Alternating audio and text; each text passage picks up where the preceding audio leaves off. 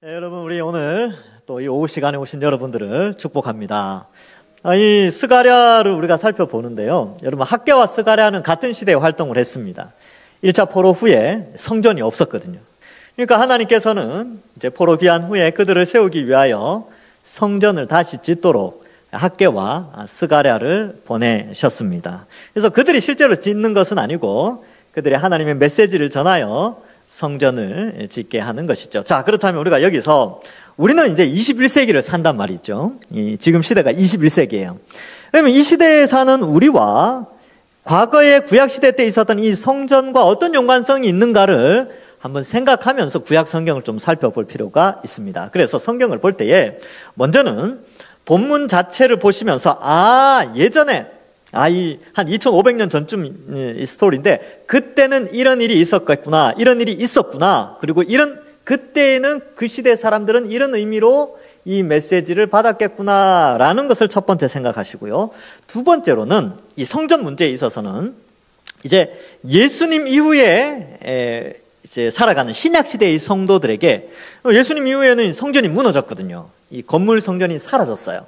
건물 성전이 사라진 시대에 이 성전이 무슨 의미가 있는가를 우리가 생각해 봐야 되고 그 개념이 21세기를 살아가는 우리에게 적용되어지는 개념입니다. 그러니까 우리와 무관한 성전 건축이 아니고 새롭게 바뀌어진 성전의 개념을 가지고 본문을 이해해 가는 거고요. 이제 이게 두 번째 관점이고, 성전의 내용이 나올 때는 항상 이제 마지막 결론 부분에는 완공될 성전에 대해서 생각을 해야 됩니다. 그래서 이 신약 시대에는 영적인 성전, 눈에 보이진 않지만 하나님이 성전과 같이 여기는 그런 영적인 성전을 지금 지어져 가고 있는 시대인데, 이 지어져 가는 성전의 시대가 완공될 때가 있다는 거예요.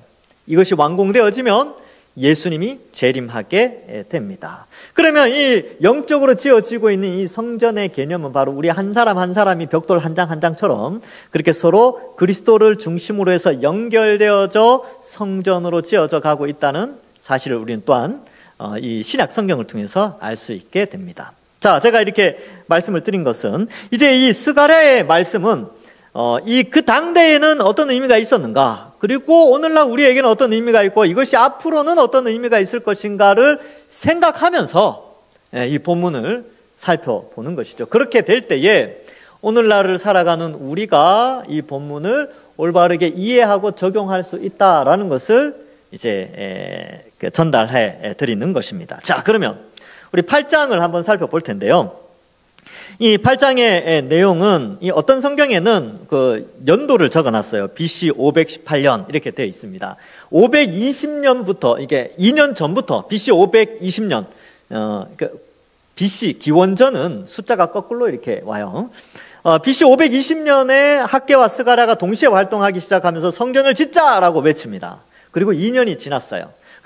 이 건물 성전이 언제 완공되냐 하면 BC 516년쯤 4년이 지나서 완공이 되었습니다. 그러면 지금 오늘 본문 8장의 말씀은 성전을 짓고 있는 과정 가운데 하나님이 스가랴에게 메시지를 주신 것이지요. 자, 함께 살펴보겠습니다. 만군의 여호와의 말씀이 임하여 이르시되, 만군의 여호와가 이같이 말하노라. 내가 시온을 위하여 크게 질투하며 그를 위하여 크게 분노함으로 질투하노라. 여러분, 7장의 내용이 뭐였냐면 너희가 왜 유다 땅에서 쫓겨났는지 아느냐? 너희 죄 때문이다 라는 것을 말씀합니다. 그런데 8장에 들어와서는요, 그런데 내가 너희를 너무나 사랑한다 라는 내용으로 기록되어 있어요. 그래서 질투하는 것은요, 사랑하는 관계 속에서 이 단어가 쓰여요. 사랑하지 않으면 질투하지도 않습니다. 그렇지 않지 그렇겠죠, 그죠? 예, 맞아요. 사랑하니까 질투하는 거예요. 다른 사람에 대해서는 질투할 이유가 없죠. 사랑하지 않는데. 그런데 여러분들의 남편이나 아내, 자식들을 사랑하고 있는데 그들이 다른 사람을 남편이다, 아내다라고 이야기한다. 다른 사람을 사랑한다든지, 우리 자녀들 시끄럽게 키웠는데 자식들이 옆집 아저씨나 옆집 아줌마 따라간다든지, 그러면 무슨 마음이 생겨요? 질투하는 마음이 생겨요. 왜? 나는 사랑하는 아들인데, 자녀인데. 예를 들어 그렇다는 거예요. 그러니까 질투라는 것은 사랑을 하기 때문에 질투를 하게 되고요. 사랑이 없으면 질투도 안 해요. 어떤 사람, 내가 사랑하지 않는 대상인데 그 사람이 이 사람을 사랑하든 저 사람을 사랑하든 내가 무슨 상관이 있습니까? 나와 관련돼 있을 때 질투라는 용어가 나오는데, 지금 2절에 보면 하나님이요 시온을 위하여, 시온은 시온산, 그리고 예루살렘 성전이 있던 산의 이름을 시온산이라고 하고, 이 예루살렘 안에 있는 예루살렘을 대표하는 산, 뭐 그런 개념이 있습니다. 근데 크게 질투한다 이 표현은 실제로 그 속에 살아가는 사람들과 관련되어져서 그들을 사랑하기 때문에 질투하는 것이죠. 왜요? 그들이 하나님과 사랑의 관계를 맺고 언약을 맺었는데 다른 데 가서 딴 마음을 품었으니까 하나님이 질투를 한 것이지요. 크게 질투하며 그를 위하여 크게 분노함으로 질투하노라. 그러면 이 8장 2절의 내용을 통해서 앞에 7장의 내용을 이해가 되어지는 거예요. 하나님이 유다를 사랑하고 이스라엘을 사랑했으니까 그 사랑에서 돌아오라고 그들에게 이 바벨론 70년 포로 생활을 하게 하신 거죠. 그래서 깨닫고 돌아오라고 질투로, 분노함으로 그렇게 나아갔습니다. 자, 그래서 이제 그 죄값을 다 치렀어요. 70년, 약속된 70년의 기간이 끝나고 돌아오게 되고, 다시 포로로 잡혀갈 때에 예루살렘 성전도 다 무너졌어요. 느부갓네살 왕에 의해서 다 무너지고 예루살렘 성벽과 성문은 다 불타고 도시 자체가 아예 사라져 버렸습니다. 그러한데 이제 하나님께서 그의 백성들을 그 질투에서 또 그들을 벌하는 것에서 그들을 사랑하여 다시 그들을 불러 모으시며 예루살렘에 거주하게 하는데, 그 가운데 먼저 그들에게 요구하시는 것은 뭐냐 하면 성전을 짓는 것이죠. 왜요? 성전에서 하나님과 그의 백성과의 교제가 일어나고 하나님의 통치가 성전에서 나타나며 하나님의 임재가 그 성전에 있기 때문에 과거에 하나님의 사랑받던 하나님의 나라 이스라엘 백성들을 회복시키기 위해서 성전을 짓도록 그렇게 권면하고 있는 것이죠. 자, 3절에 보면 여호와가 이같이 말하노라. 내가 시온에 돌아와 예루살렘 가운데에 거하리니 예루살렘은 진리의 성읍이라 일컫겠고 만군의 여호와의 산은 성산이라 일컫게 되리라. 여러분, 예전에는 그랬어요. 예전에 예루살렘에 이 다윗이 자기의 궁전을 짓고 그 다음에 그 아들 솔로몬이 하나님을 향하여 성전을 아주 멋지게 지었어요. 그래서 스바의 여왕이 와서 그거 보고 막 눈이 휘둥그레져서 감탄하는 그런 장면도 성경에 기록되어져 있습니다. 너무나 화려하고 멋지게 예루살렘이 또 성전이 세워졌던 때가 있었죠. 그러나 다 무너지고 황폐되고 모든 금과 이런 것들은 다 바벨론으로 옮겨가게 되었습니다. 그러나 하나님께서 이제 내가 시온에 돌아와 이렇게 표현합니다. 여러분, 시온은요 하나님과 그의 백성이 함께 교제하는 예쁜 집과 같은 거예요. 어떻게 보면 이제 결혼을 해서 신혼 살림을 차린 것과 같은 그런 하나님과 그의 백성과의 교제의 핵심 중심지였어요.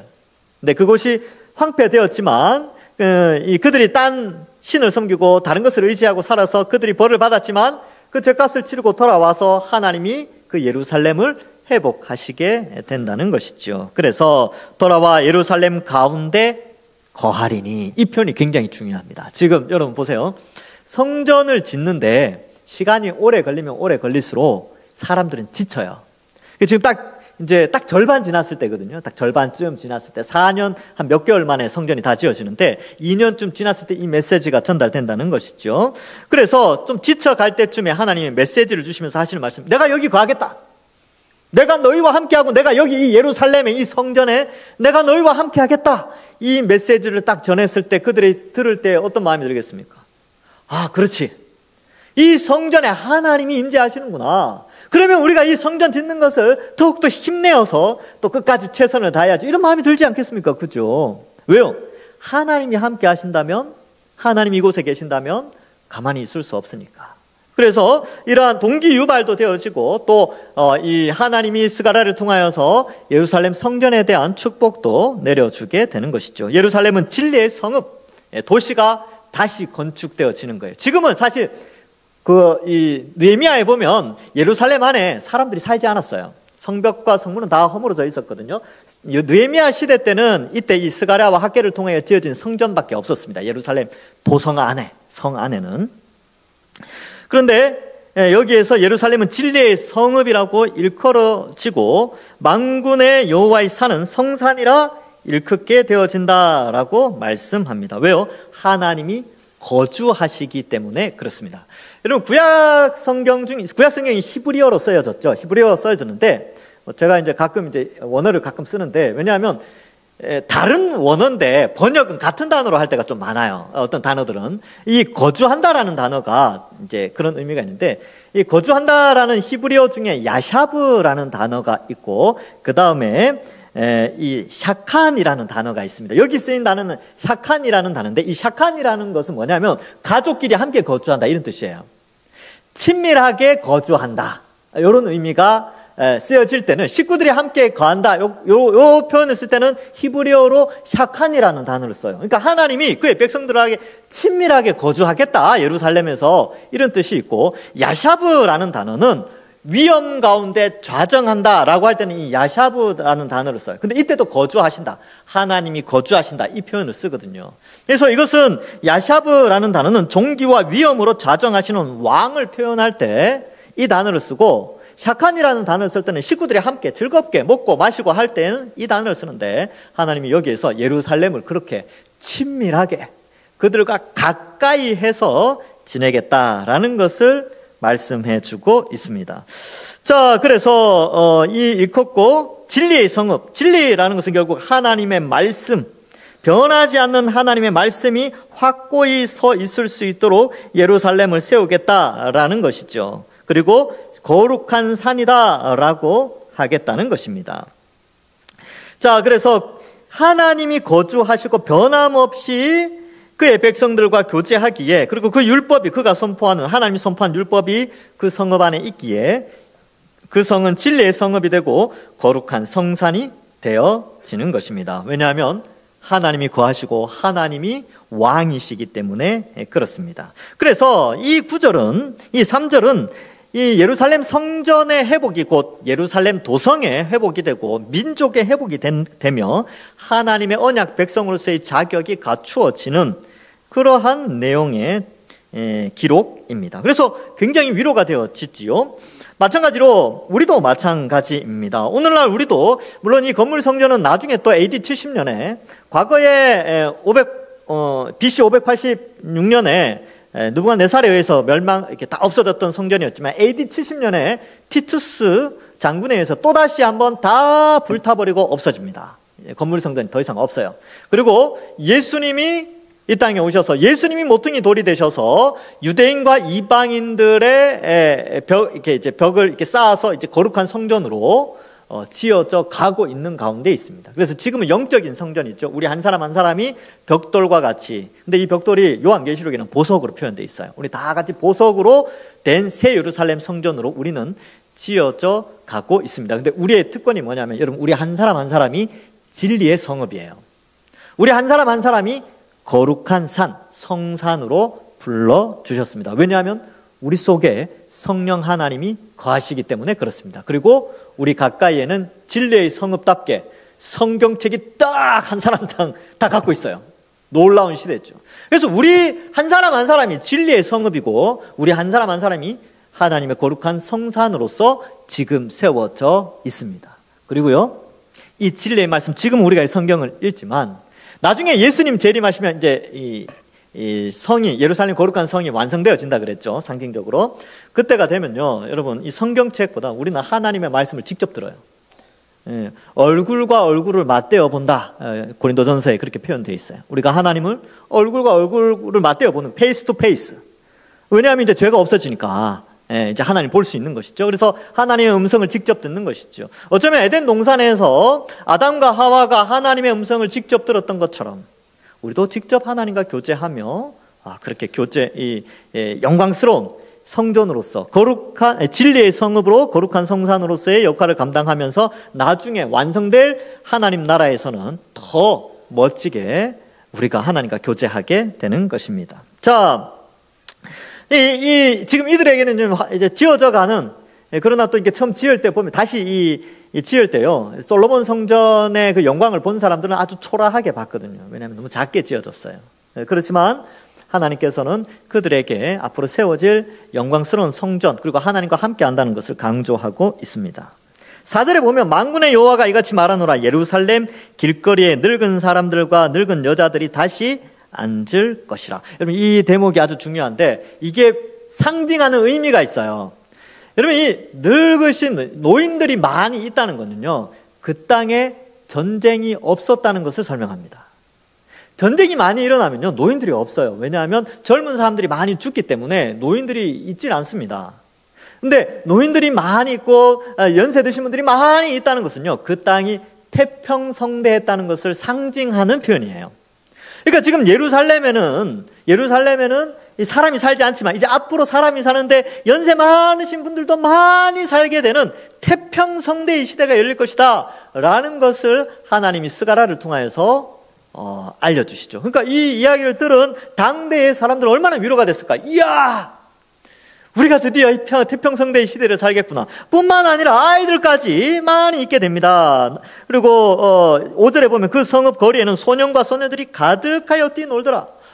이 참 뭐라 그럴까요? 아주 어떻게 보면 참 목가적이기도 한데, 성은 안전하게 서 있고, 그렇죠? 전쟁은 없으며 노인과 아이들이 있다는 것은 또 먹을 것도 풍성한 거예요. 왜? 장수하니까 먹을 것도 풍성하고 전쟁도 없고, 아주 하나님께서 그곳에 거주하시면 모든 하나님의 백성들은 태평성대를 누릴 것에 대한 하나님의 축복의 메시지를 알려주고 있는 것이죠. 그러니까 어떻게 알겠어요? 이 스가랴 시대 때 사람들은 성전을 다시 지어야 되겠다, 이 생각을, 열심히 지어야 되겠다, 이 생각을 하겠죠. 그죠? 이것을 소망하니까.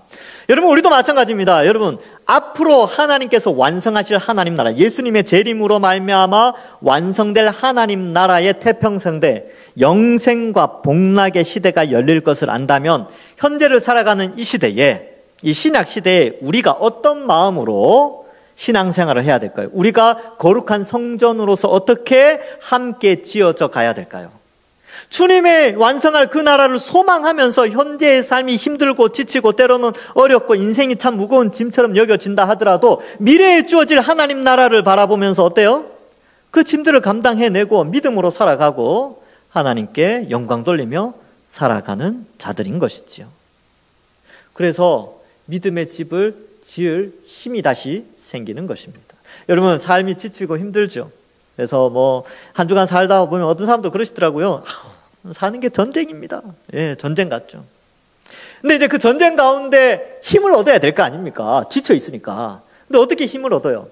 전쟁 가운데 군인들이 포화가 총알이 오고 가고 포탄이 오고 가는 가운데서 그들이 그래도 힘을 얻는 것은 미래에 대한 소망 때문에 그래요. 그래도 내 자식들, 우리 가족들은 편안한 시대에 살도록 그 전쟁이 임하는 거 아닙니까? 거기서 승리를 해야 되니까. 마찬가지로 우리 인생이 참 힘들고 고달프지만 우리가 힘들고 고달픈 인생 가운데 그것을 극복할 수 있는 힘은 미래에 대한 희망 때문에 그런데 그 미래에 대한 희망이 뭐냐면 바로 이 예루살렘의 희망이에요. 바로 태평성대, 하나님으로 말미암아 열려질 영원한 영생, 죽지 않고 쇠하지 않고 아프지 않고 건강한 몸으로 영원히 사는 것과 복락, 축복과 기쁨이 넘치는 그곳을 바라보기 때문에 인생을 살아가면서 힘들고 지쳐도 견뎌내는 힘이 있는 거예요. 그럴 때에 십자가의 길도 걸어갈 수 있게 됩니다. 그 미래의 소망 없으면요 못 걸어가요. 힘들어서. 앞이 캄캄한데 어떻게 걸어갑니까? 근데 앞에 빛이 있으니까, 소망이 있으니까 힘들어도 걸어가는 것이지요. 마찬가지로 이들에게도 마찬가지입니다. 지금 이 성전을 짓고 있는데 재료를 짓고 뭘 하고 하는데도 참 어려웠어요. 그리고 또 자기들도 이렇게 생계도 해야 되고 또 성전도 지어야 되고 뭐 여러 가지로 해야 되니까 쉽지 않았어요. 그런데 앞으로 너희가 짓는 이 성전을 중심으로 이 도성이 완공되어지고 많은 사람들이 거기에 연세 드신 분들과 어린아이들이 왁자지껄 이 거룩한 성 안에서 살게 된다라는 메시지를 하나님이 스가랴를 통하여서 전달하시는 것이지요. 생동감 넘치는 성 안의 모습을 나타내고 있습니다.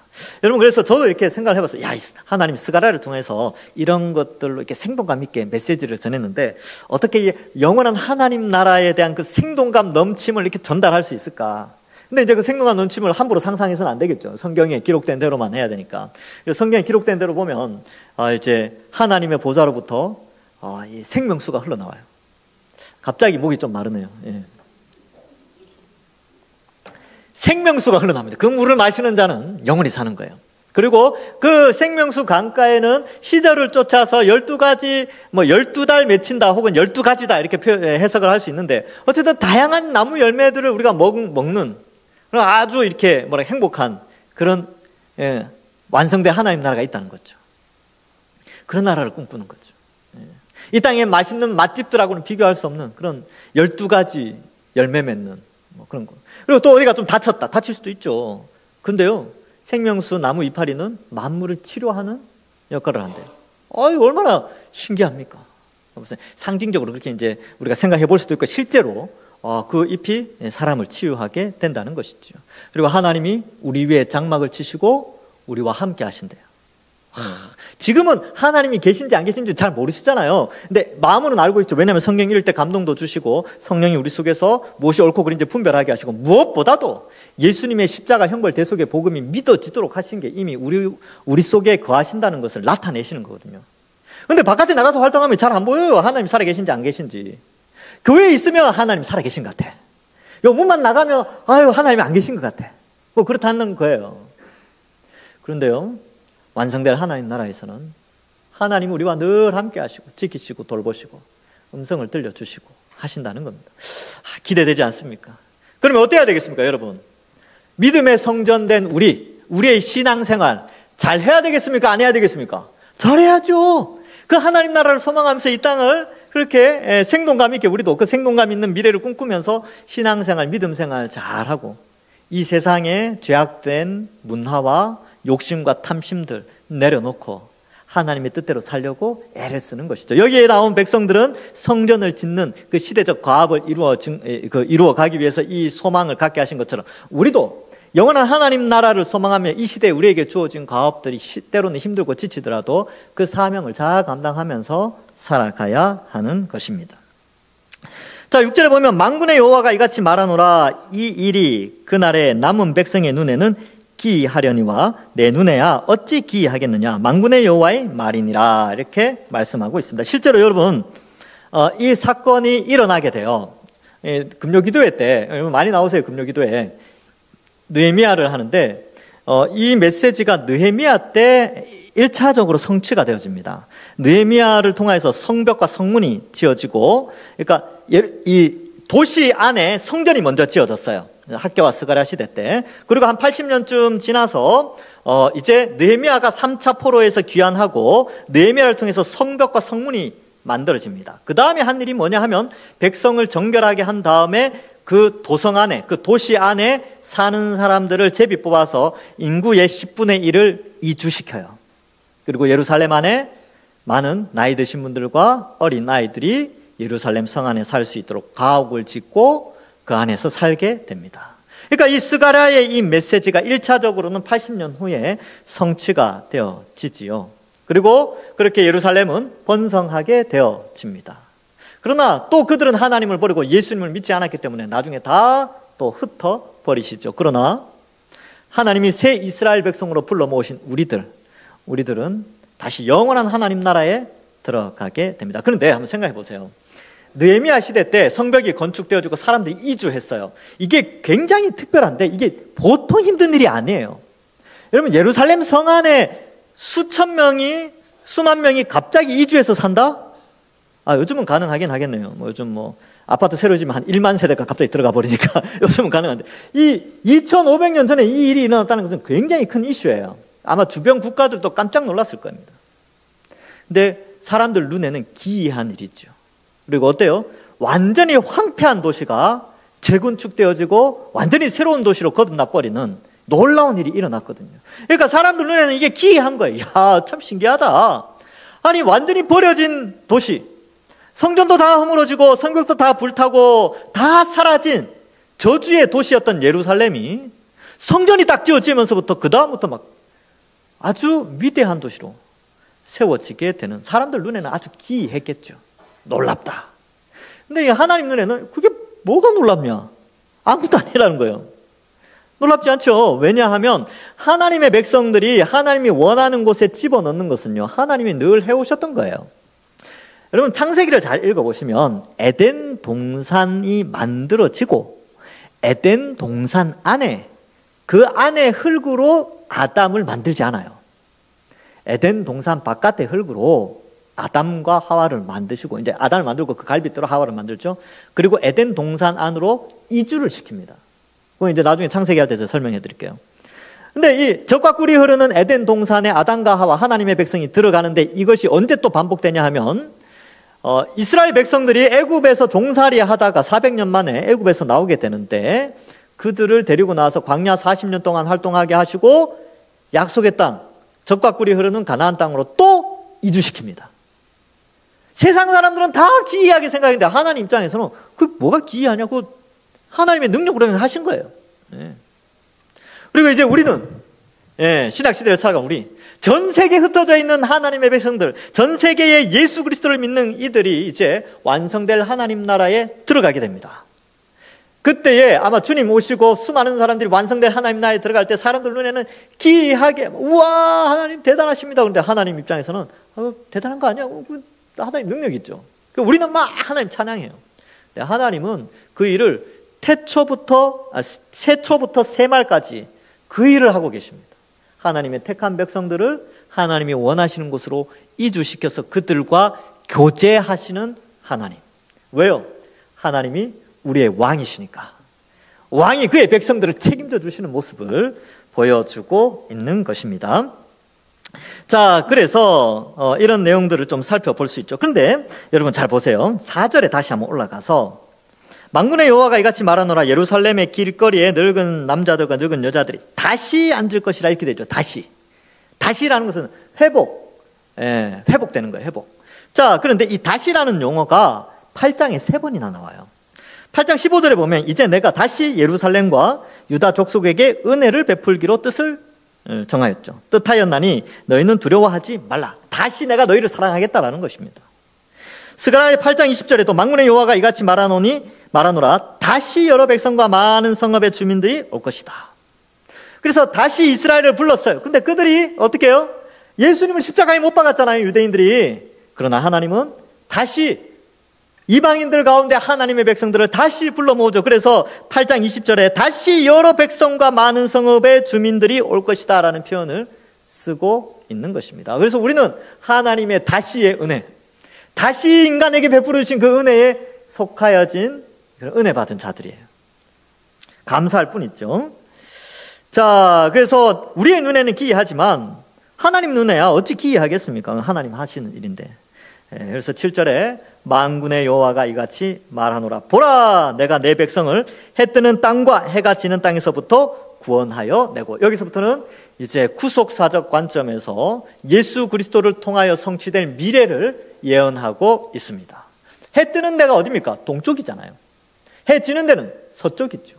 동쪽 끝에서 서쪽 끝까지. 이것은 땅 끝이죠. 땅 끝. 땅 끝에서부터 하나님께서 유대인만 부르는 것이 아니라 이방인들도 다 불러 모아서 거룩한 새 예루살렘 성전으로 짓고 새 예루살렘 도성 안에 사는 자들로 불러 모으시겠다라는 것을 스가랴를 통하여서 예언하시게 됩니다. 이 예언은 예수 그리스도를 통하여 성취되어집니다. 그리고 어떻게 보면 우리도 땅 끝이죠. 그러면 대륙이 이렇게 있으면 우리는 동쪽 끝에 있잖아요. 그래서 극동지박 이렇게 표현해. 극동. 그죠? 동쪽 끝에 있어요. 근데 우리도 복음의 부름을 받았습니다. 당대의 사람들은 이 세계 지도가 머리에 없었기 때문에 남쪽 끝은 에티오피아, 서쪽 끝은 서바나, 이게 스페인 있죠. 뭐 그렇게 생각해요. 북쪽은 바벨론, 뭐 아시리아 이 정도로 생각했어요. 동쪽은 큰 산맥이 있어서 동쪽 끝에 대해서는 큰 그게 없었는데 인도 정도의 정보는 가지고 있었습니다. 어쨌든 사방에서 하나님께로 몰려와 복음을 듣게 될 것을 예언하고 있는데 그 혜택을 우리가 지금 누리고 있어요. 다시 사랑받은 하나님의 백성이 되었습니다. 자, 그래서 8절에 보니까 인도하여다가 예루살렘 가운데 거주하게 하리니 그들은 내 백성이 되고 나는 진리와 공의로 그들의 하나님이 되리라. 너희는 내 백성이 되고 나는 너희의 하나님 되리라. 이게 구약 성경에 굉장히 많이 나오고 신약 성경에도 계속 반복됩니다. 이게 뭐냐면 언약의 문구예요. 언약 관계에 들어갔다. 이제 너희는 내 가족이고 내 자녀다. 내가 너희들 책임져 준다. 이런 개념으로 너희는 내 백성이 되고 이제 너 내 백성이야. 그리고 나는 너의 하나님이야. 이 개념이 형성되게 한다는 거죠. 어떻게 해요? 전 세계에 흩어져 있는 사람들 다 불러내어서 그들을 언약 백성으로 삼으시겠다는 것입니다. 어떻게 해요? 예수님의 십자가 형벌대속의 은혜로 이 약속이 성취가 되어졌습니다. 그래서 우리는 이 혜택을 누리는 하나님의 백성이 되었죠. 근데 여기 이제 좀 집중할 단어가 있는데, 내 백성이라고 되어 있어요. 내 백성. 우리는 하나님의 소유된 백성이에요. 예, 그래서 이게 뭘 의미하냐면, 누구의 소유인가? 이 소유의 개념이 있어요. 그래서 이 언약식을 할 때에 이 레위기 26장 12절에 보면, 나는 너희 중에 행하여 너희의 하나님이 되고 너희는 내 백성이 될 것이니라 라고 표현해야 되는데, 이것은 소유권에 대한 문제를 또 다루고 있습니다. 내 백성이 되겠다. 너희는 내 거다. 너희는 나와 이제 떨어질 수 없는 언약 관계에 있다. 여러분들 자식들 어때요? 자식들은 여러분들에게 소유되는 뭐 물건은 아니지만 어쨌든 함께 그 가정 안에서 함께 살아가고 부모의 지도를 받는 그러한 자녀가 되었죠. 그렇죠? 그래서 소유의 개념뿐만 아니라 특권의 개념도 같이 들어가 있습니다. 그 자녀들은요, 여러분들 집에 가가지고 아무거나 막 먹어도 돼요. 근데 옆집 아저씨가 여러분들 집에 들어가가지고 이것저것 먹으면 뭐라 그래요? 그거? 절도요, 절도. 절도가 됩니다. 근데 우리가 하나님의 소유가 너희는 내 백성이 되었다. 이 말은 우리가 하나님 나라의 축복을 마음껏 누리게 되었다라는 것을 설명해 주고 있습니다. 그런 특권을 받았어요. 그런데 내 백성이다, 내 아들이다 표현하지 않고 백성이라는 표현을 쓴 것은 또한 백성으로서의 의무도 주어졌다라는 것을 설명합니다. 의무는 뭡니까? 왕이신 하나님을 아버지로 또 왕으로 인정하면서 순종하며 살아가는 의무도 언약 백성에게는 주어집니다. 그래서 언약이라는 이것을 공부하면요, 상호 의무를 굉장히 강조해요. 하나님은 하나님의 백성들에게 행하시는 의무, 하나님은 언약에 신실하셔서 그의 백성들을 사랑하셔서 대신 십자가에 죽기까지 언약에 신실하셨어요. 근데 우리는 언약에 신실하지 못했죠. 하나님 저항하고 그랬죠. 하나님 떠났어요. 근데 하나님은 언약에 신실하셨고 우리를 택하여 불러주셨습니다. 그래서 그 언약을 깨닫고 우리 다시 하나님 앞에 나와서 순종하겠습니다 하고 회개하고 막 그렇게 살아가는 것이지요. 자, 그래서 하나님은 어떤 분이냐? 진리와 공의로 통치하시는 하나님이십니다. 오늘 설교 주제와 같은데요. 여러분, 진리라는 것은 바로 변하지 않는 이렇게 참된 이치죠. 참진자의 이치 리자입니다. 그래서 하나님은 참된 이치로 그의 백성들을 다스리게 됩니다. 마태복음 22장 16절에 자기 제자들을 헤롯 당원들과 함께 예수께 보내어 말하되, 선생님이여, 우리가 아노니 당신은 참되고 진리로 하나님의 도를 가르치며 아무도 거리끼는 일이 없으시니 이는 사람을 외모로 보시지 아니하심이니이다. 진리로 하나님의 도를 가르치는 예수님에 대해서 설명합니다. 그 진리로 다스리시는 것이죠. 요한복음 1장 14절과 17절에 보면 말씀이 육신이 되어 우리 가운데 거하심에 우리가 그의 영광을 보니, 예수님 있죠? 아버지의 독생자의 영광이요, 은혜와 뭐가 충만해요? 진리가 충만하더라. 17절에도 율법은 모세로 말미암아 주어진 것이요 은혜와 진리는 예수 그리스도로 말미암아 온 것이라. 그러니까 예수님이 이 땅에 오심으로 말미암아 하나님이 진리로 세상을 다스린다는 것을 다 보여주신 것이죠. 그리고 예수님이 또한 진리를 가르쳐 주셨어요. 그래서 예수님의 말씀, 마태복음이나 마태, 마가, 누가, 요한복음에 있는 것들은 다 예수님의 말씀은 진리예요. 우리가 그것을 믿는 것이죠. 요한복음 14장 6절에도 예수께서 이르시되 내가 곧 길이요 진리요 생명이다. 참된 이치, 즉 참된 생명으로 길을 인도하는, 참 생명으로 인도하는 참된 이치다라는 것을 가르쳐 주고 있습니다. 또한 공의의 하나님이신데 이 공의도 역시 예수님을 통하여서 나타났습니다. 이사야 16장 5절에 보면 다윗의 장막에 인자함으로 왕위가 굳게 설 것이요 그 위에 앉을 자, 예수님이죠, 충실함으로 판결하여 정의를 구하며 공의를 신속히 행하리라. 여러분, 왕은 공의가 있어야 돼요. 공의가 뭡니까? 공평한 의로움이죠. 그래서 모든 것을 다 알고 전지하고 전능할 때, 전지하실 때 온전한 공의가 나타나게 됩니다. 모든 걸 다 아니까. 이게 옳다 그르다는 걸 모든 걸 다 알고 계시기 때문에 공의를 행할 수 있는 것이죠. 하나님 외에는 참된 공의자가 없습니다. 그래서 이사야 32장 1절에도 보라, 장차 한 왕이 공의로 통치할 것이요 백성들이 정의로 다스릴 것이다, 이렇게 표현되어 있죠. 공의의 하나님이 그의 백성들을 통해서 다스리게 되는 것을 예언하고 있습니다. 또 우리 이제 스가랴 9장 9절 가면 또 배울 텐데 거기에 그렇게 되어 있죠. 시온에 따라 크게 기뻐할지어다. 예루살렘에 따라 즐거이 부를지어다. 보라, 내 왕이 내게 임하시나니 그는 공의로우시며.